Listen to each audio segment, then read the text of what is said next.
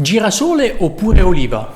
Non sai mai quale olio scegliere e hai la dispensa con 4 bottiglie aperte? Amici del benessere, buongiorno e bentornati sul mio canale. Se hai già visto i miei video saprai sicuramente chi sono, se invece sei nuovo su questo canale mi presento. Ciao, sono Alberto Zippo, il tuo cultore del benessere preferito e oggi parleremo di condimenti, di olio in particolare. Scopriremo insieme alcune tipologie di olio, tutte molto salutari e con funzioni e proprietà differenti. Ora bando alle ciance, volume a palla, partiamo!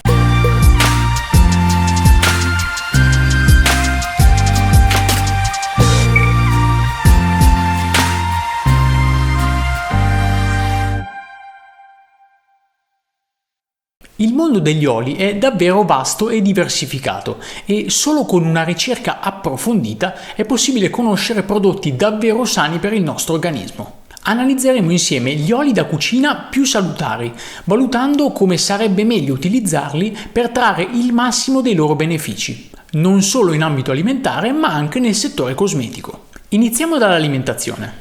Sappiamo bene che mangiare cibi fritti non è certo salutare per il nostro organismo, ma se proprio ami farlo, potresti iniziare ad utilizzare un olio più consono per questo tipo di cottura. L'olio extravergine di oliva è sicuramente l'olio alimentare più apprezzato, poiché è adatto sia per la cottura dei cibi, avendo un punto di fumo molto alto, 210 gradi centigradi, sia da consumare crudo, per esempio sotto forma di condimento per insalate. Questo olio è ricco di grassi monoinsaturi, meglio conosciuti come grassi buoni.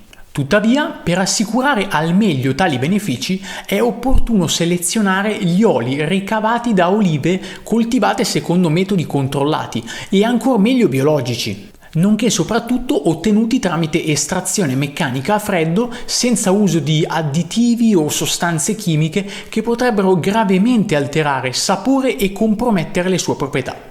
La prima spremitura crea i due oli di oliva più pregiati, l'olio extravergine d'oliva non raffinato e il sopraffino vergine d'oliva.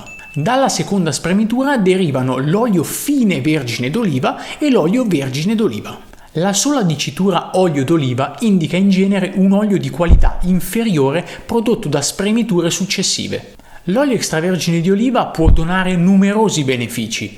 È un antinfiammatorio naturale, protegge da patologie cardiovascolari, dona salute al sistema digerente, rafforza le ossa, ha proprietà anticancerogene e infine mantiene alto il livello delle capacità cognitive. L'olio Evo è quindi un punto di riferimento fondamentale per la valutazione di qualsiasi altro olio. Per quali persone potrebbe essere controindicato il suo utilizzo? Praticamente nessuno, bisogna solamente non esagerare nelle quantità. Si parla di massimo 3 cucchiai al giorno. Unica precauzione, produce un effetto soddisfacente nel trattamento della stitichezza, quindi può causare il problema opposto se assunto in dosi elevate. Passiamo al secondo olio di oggi, l'olio di lino. L'olio di semi di lino può anche essere definito uno dei più importanti oli vegetali. Io lo utilizzavo spesso al posto dell'olio extravergine, anche se risulta essere un po' più forte come sapore, un po' più amarognolo. Viene utilizzato spesso per creare una colazione molto particolare che io consumavo spesso anni fa, la Miami au fruit. Consiste nel prendere una mezza banana, io facevo una intera per rendere la colazione ancora più sostanziosa, poi si schiaccia la banana con la forchetta e subito dopo si prendono altri 2 o 3 frutti di stagione, escludendo frutta molto acquosa come melone, cocomero e agrumi. Potresti fare ad esempio mela, pera oppure frutti rossi. Aggiungi questa frutta alla polpa della banana insieme al succo di mezzo limone, un cucchiaio di olio di semi di lino e 2-3 cucchiai di frutta secca e semi tritati, ad esempio noci, mandorle e semi di zucca. Alla fine mescoli bene il tutto con il cucchiaio. Ti sembra una follia, lo so, ti vedo dallo schermo, ma iniziare la giornata in questa maniera non ti farà rimpiangere certamente una merendina confezionata. Ora vediamo insieme le proprietà benefiche principali dell'olio di semi di lino. Sviluppa la memoria, riduce la glicemia, previene l'aterosclerosi, normalizza il metabolismo, ha effetto antinfiammatorio, ha proprietà cosmetiche ottime, lo si può facilmente trovare anche come componente di shampoo. Per quali persone potrebbe essere controindicato il suo utilizzo? Chi soffre di allergia, persone con colecistite e persone con calcoli renali. Essendo un olio molto sensibile al calore, è importante che non venga esposto a temperature oltre i 20 gradi centigradi per non vanificare così la sua efficacia. È bene perciò consumarlo su pietanze a freddo e conservarlo in frigorifero. Io compro solamente olio di lino biologico spremuto a freddo acquistato direttamente in frigorifero. Spesso lo si trova negli scaffali al di fuori dei frigoriferi. Il problema è che ha una durata breve e diventa rancido se non viene consumato in fretta. Ora che abbiamo visto tutto questo, non sarebbe un male averne una bottiglia da accompagnare al nostro olio d'oliva, non credi? La principale differenza tra questi due oli è che si può friggere in olio d'oliva, ma i semi di lino non possono nemmeno essere riscaldati. Dopo il trattamento termico, l'olio di semi di lino provoca una maggiore acidità, causando così più danni al corpo che benefici. Esistono inoltre differenze nelle componenti percentuali dei nutrienti. Punto numero 1. Il contenuto di vitamina E per 100 g di prodotto è per l'olio di oliva di 12 mg, mentre per l'olio di semi di lino di 2 mg. Punto numero 2. Il contenuto di acidi grassi poliinsaturi è 13% per l'olio d'oliva, mentre per l'olio di lino è del 68%. Punto numero 3. Il contenuto di acidi grassi saturi è 17% per l'olio di oliva, mentre per l'olio di lino è del 10%. Ciascuno di questi oli è una vera fonte di sostanze utili. Dopo questo confronto è possibile affermare che quello di semi di lino prenda indubbiamente il primo posto. Non tutti però sono pronti ad usarlo a causa del forte odore e del gusto amaro. L'olio d'oliva ha odore e sapore gradevoli. Potresti mescolarli.